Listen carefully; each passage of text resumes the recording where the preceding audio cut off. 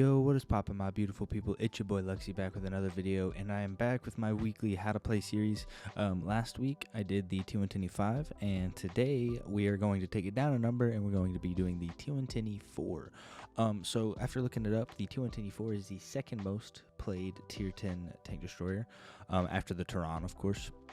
But in my opinion, of the Tech Tree tank destroyers, this one is obviously the best. It was number one in my top 3 Tier 10 tank destroyers, and its predecessor, the T30, was number 1 in my Tier 9 tank destroyers. So this entire tank line is just absolutely nuts. So again, I always touch on this anytime there's a tank destroyer involved. I, myself, am not a tank destroyer player. I'm not a fan of tank destroyers. However, the E4 is kind of an exception because it doesn't play like your ordinary camp in the back sniping tank destroyer, because it does kind of play like a heavy tank, and I'll get to that later in the video. But yeah, with that being said, so this isn't really, like, I call it a how to play, but like I've said this in other videos, this is more of just how I play the tank, and I also show 2 games that do show that the build that I have for the tank is effective. So with that being said, let's get to the crew skills. And here we are with the crew skills. You'll probably notice I have the main 5 here. We have that Born Leader, Rapid Loading, General Mechanics, Situational Awareness, Sixth Sense.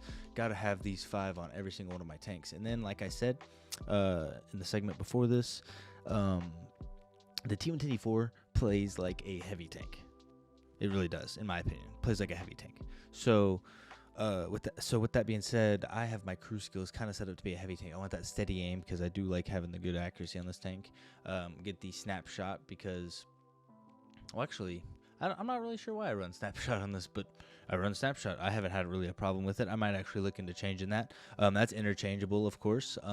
Honestly, you could probably change it for maybe safe stowage, because the ammo rack does get hit a lot, or maybe a camouflage perk, or maybe a consumable perk. But yeah, I run I run snapshot. I also run armor angling because I'm up in their face brawling. I like to make trades. And then honestly, you know what? We're going to respec this live. So this is what it looks like when I respec. Because I actually, now that I'm looking at this, I don't really like that. And what's funny is the 2 games you're going to see are of that crew skill composition you just saw. But anyway, we're going to put Born Leader on. We're going to put Rapid Loading on. Let's get Sixth Sense, Situational Awareness, General Mechanic. And then we're going to want to get some accuracy on there. Let's go ahead and get a base camouflage perk. We're going to run this safe stowage and armor angling. Yeah, I like this build. So yeah, this is the build I'm going to start running in my E4, especially whenever I get around to 3 marking it, if I ever decide to, but probably not likely. Not really a TD fan. But anyway, if you guys want to pause the video right here, copy down these skills, go ahead. But yeah, that's my crew skills that I run in the T110E4. Let's get to the equipment and consumables. So coming in at the equipment and consumables, we have pretty much just your generic build for your tanks, although equipment is kind of weird because these 2 I like to run the advanced loader and improved ventilation, obviously, but this last one is really hard. I do sometimes run advanced reload in order to get those HE rounds quick, or you could run maybe advanced optics or advanced concealment. But I realized that I like to use the gun a lot more, so I actually run a gun lane drive to give me that aim speed buff, which allows me to just hit enemies quicker without having to wait for my gun to aim in on those small weak spots, especially on tanks that are really heavily frontal armored, because you're going to be fighting some super heavy tanks the way I play this tank. And then your generic consumables, your enhanced repair kit, enhanced med kit, and then your food. And then the loadout I have down here is I have 14 AP, 10 APCR, and 3 HE. Obviously, this is really just whatever personal preference, I guess. So yeah, there's not really much to the equipment consumables section. So let's get to the armor. So the E4 is quite great whenever it comes to the armor because of this turret here. So this turret is really bouncy. It's kind of weird. Honestly, I actually have a hard time pinning these things if they get hold down. However, I will go over this in the stats page. Its turret is only 180 degrees, which means it can only go 90 degrees to the left, 90 degrees to the right, so it cannot go all the way around. However, using this turret is absolutely amazing, and you can see the beak at the front of the frontal armor there. Obviously coming in at what, 260 I mean, with that angle, you're looking at 310, 320. Nothing's pinning that. Although the lower plate is very pinnable, really.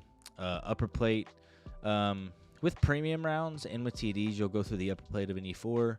But don't auto aim because you'll hit the beak right here. A lot of people like to do that on like tanks like the 50B as well as the E4. Don't auto aim. You want to take your shot. You want to aim your shots on the E4. Go for the lower plate, especially if you hit the lower left and lower right sides of this lower plate here. Like I said, the ammo rack on this tank is actually very weak, and it's right there in the front.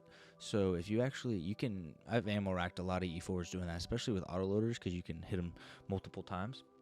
But yeah, the E4's got a really bounceable turret. You got to use it. Make sure you get hull down. Use the frontal armor, but other than that, this thing has no armor. It really is just a heavy tank. I mean, it's got kind of a big profile, but yeah, you're not going to bounce anything from the side, and don't let anything get behind you because you're not going to be able to shoot it unless you turn your whole tank. So yeah, that's the armor. Let's get to the stats. And here we are with the stats. So right now, I'm going to edit on what the difference is from the base stats to the stats you're seeing right now. The green numbers you're seeing is how much they're changing based on the crew skills and equipment I have. So let's go over them real quick. So this tank's not very mobile. It's actually very slow. 35 kilometers forward, 10 kilometers backwards with only 13.67 horsepower, or weight to horsepower. Also has a really high fire chance. And then that does come in handy though, because it does have all that armor as well as 2,000 hit points. Yeah, and then its terrain resistances are really bad. So yeah, this tank's not very quick. However, I mean, you could build it to be a quick tank, although I don't really build it like that. I'm just up in their face, slow, heavy tankish. And that being said, obviously you're not going to have that great of view range or that great of concealment. However, you still have 351 still concealment, which isn't that bad for a tank of this type. But you could obviously run some more camo perks if you're more of a sniping type of tank destroyer player. But that's not really how I play it. I play like I say, I play the E4 up in their face. So again, this is more of a brawling build and a brawling play style that you're seeing of me playing the E4. This kind of goes hand in hand of just substitute the brawling skills with sniping and camo skills, and you're good to go. So let's go down here to the gun, which is really the shining spot of the T110E4. It gets that 850 alpha with 295 base pin. That's nuts. With 375 APCR pin, which is really, really good. I think that's what, third or fourth. I don't know off the top of my head. But then it's got the reload time of 13.87 seconds, which is really good for that alpha. 4.33 rate of fire with 0.29 accuracy, really good.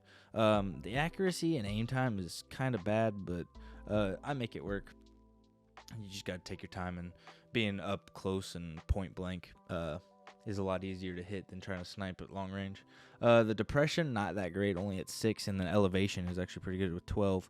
But yeah, there's not really much to the stats. Hopefully the numbers you guys are seeing for the changes are helping. I'm going to go ahead and take them off now, and we're going to go ahead and get to game 1. Yo, and here we are at game number 1 on Hidden Village, and I did skip ahead a little bit because there was about, there was a whole minute of just driving with nothing. Oh, excuse me. But yeah, Hidden Village, not a great map. Honestly, it's a D, almost an F tier map. I will be doing a map tier list for this game eventually. I already have it made. But yeah, this map is not very high. We're gonna go ahead and auto aim this guy, put one into him. My E4 buddy's gonna put one into him, and that bat chat is already not very happy with his result here. But I did get 857 tracking there. And there's a game clip from earlier that I uploaded. Can't remember what it was. But anyway, actually, I know what it was. Yeah, I rammed this Barask and made him do a backflip on me. It was kind of wild. But anyway, like I said, this thing kind of plays like a heavy, so that's how we're going to play it here. We're going to put one right into the 705, and we're going to kind of bully this guy, pop our food, get that reload going. Our Jaegeru behind me is going to take him out. Now we got a super conk coming in front of us, and this is where an E4 is just nuts. Put one into the super conk. We're going to track him at the same time. We're going to try to keep our front angled at the same time so he can't find a shot to put into us. He's going to put one into the ground.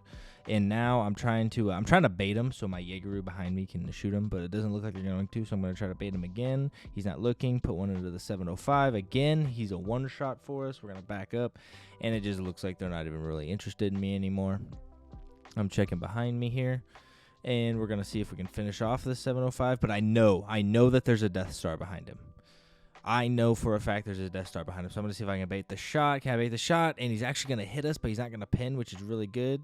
We're going to aim the shot, put one into the Death Star there. And I hate that little habit I have where I do the zoom out. But, oh well, we just got to live with it. It does kind of screw me up sometimes. Yeah, we're going to see if we can get a shot on the Death Star here. My audio cut out there for a second. That was weird. Sorry about that. Death Star's not going to come out, so now we're going to come up on the side of the super conk. Is that the super? No, that wasn't the standard B. Sorry. My screen's really small. I'm watching it on my laptop here. The Death Star is going to put a shot into us there. Yeah, whenever I watch these and do my live audio recording on it, I'm in Adobe Premiere right now, so it's kind of weird how it works. But pretty much I'm watching it in Adobe Premiere while I'm doing this, and the screen's really, really small, so it's kind of hard to see what I'm shooting at. Really bad third-person shot there on the Waffenträger. I don't know why I did that. Should have just taken the regular shot, but luckily nobody else hit him, so luckily we're going to see if we can get the shot in. And we do, and now we're up to 5,790 damage with 979 assisted. Gotta love it, especially on a map like this. Not a fan of it. I mean, mediums and lights, it's a struggle, but heavies and TDs, not too bad. So now I want to go ahead and shoot the RD. We're just going to auto-aim because we love doing that for some reason. We are going to break that 6K barrier, and we're going to go ahead and get that 7K combined. Let's get to these post-game stats here. Epic victory. Got that MVP. Got to love it. With that 6,300 damage and 2 kills. 1,400, almost 1,450 XP. 1,100 assisted. We only had 1 shot blocked. Didn't really get to display the armor that much. That Death Star wasn't really pinning us that much. But yeah, that was game number 1. So now we're at game number 2 here on Kasserine. And I'm not a fan of this map. It's kind of crazy that 2 of the maps that I'm featuring are on maps that I don't really enjoy.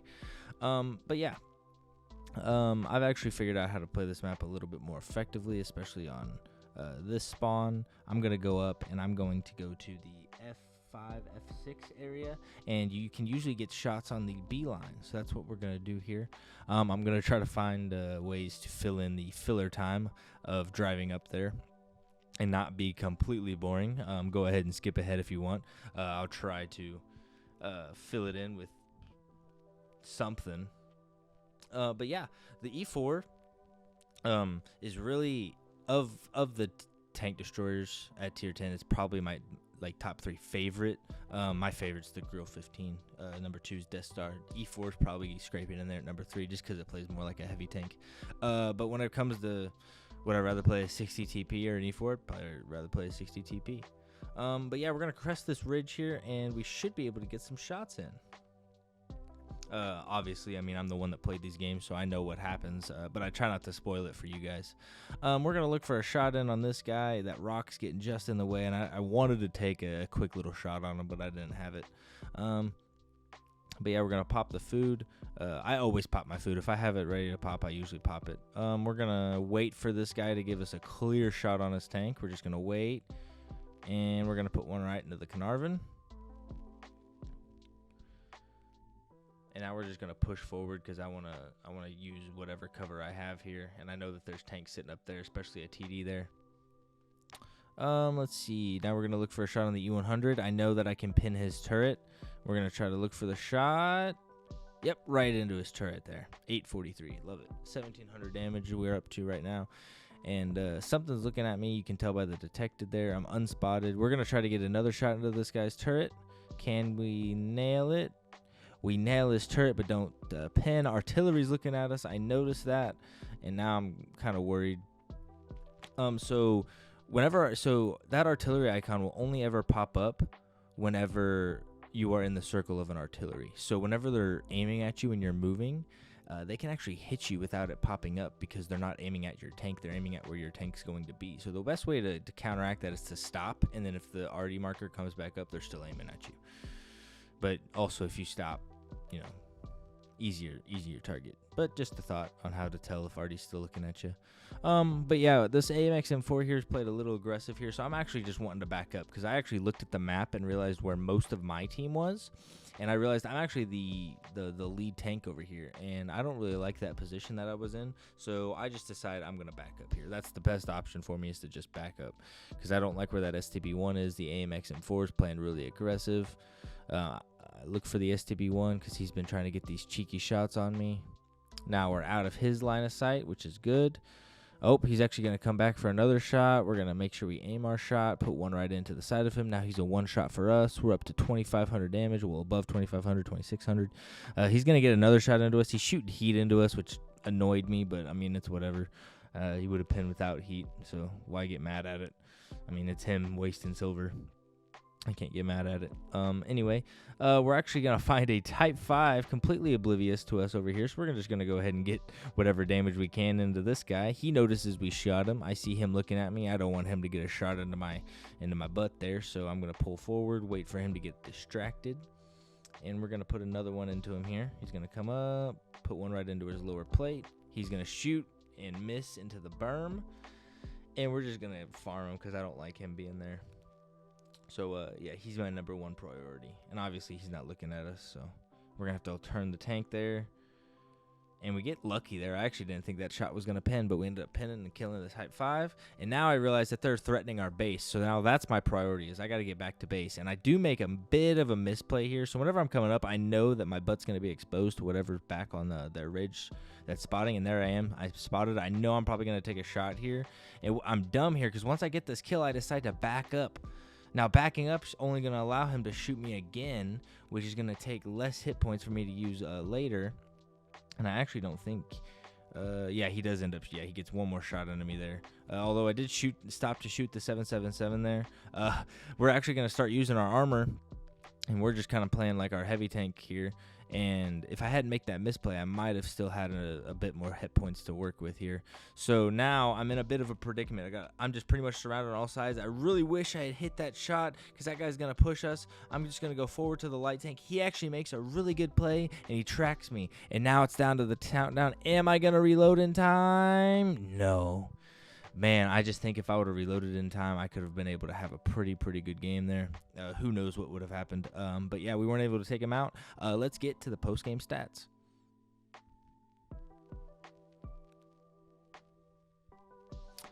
And yep, obviously we lost that game. Shout out to those lads right there for taking us out. Yep, so we almost broke the 6K mark. We broke 6,800 combined with almost 2K blocked. Not bad. Wish we would have been able to win. Almost pulled off that comeback defense of the base there. Wish I would have been able to reload just a tad bit quicker on that 777, but we weren't able to get it. But anyway, yeah, that's the how to play on the T110E4. Take it as more of a tips and kind of how I play it, and use it to inspire how you want to play the T110E4. But anyway, if you guys liked the video, please leave a like, subscribe, and comment your thoughts on the T110E4, and I'll catch y'all next time. I'm running out of time, every day goes by so fast, and every moment counts, baby, I don't wanna miss a thing. We can sleep under the stars, we can sleep under the stars, or hang out in hotel bars, driving somewhere in your car. We can sleep under